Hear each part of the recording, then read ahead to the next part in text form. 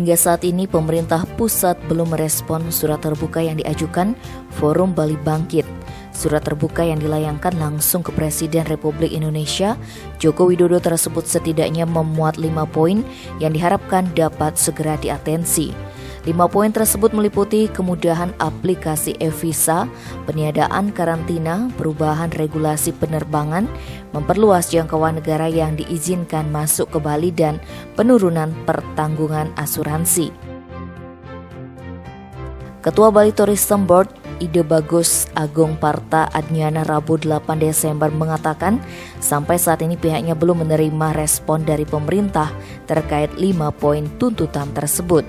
Untuk itu pihak Forum Bali Bangkit yang terdiri dari 34 stakeholder pariwisata Bali berencana untuk turun ke jalan.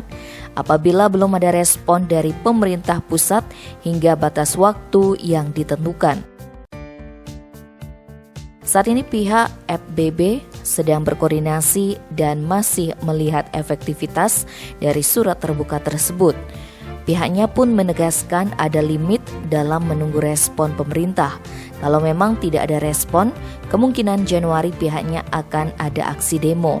Sementara itu Ketua Aliansi Pelaku Pariwisata Marginal Bali, Iwayan Puspanegara menyebut hal tersebut merupakan langkah konkret untuk menyelamatkan kondisi perekonomian masyarakat di destinasi kerakyatan.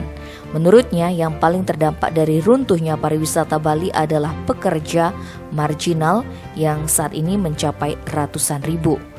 Pihaknya menekankan jika sampai akhir Desember tidak ada kedatangan Wisman, pihaknya akan turun ke jalan. Kendati demikian, pihaknya pun akan mengemas aksi turun ke jalan ini sedemikian rupa agar tidak menjadi insiden buruk.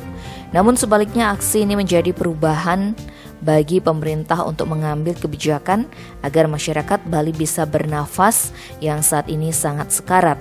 Yang pasti, kata dia, pihaknya menunggu sebuah simulasi tentang tata cara menangani kedatangan Wisman di Bali. Sebab menurutnya pernah ada simulasi tapi faktanya simulasi tidak berjalan dengan baik.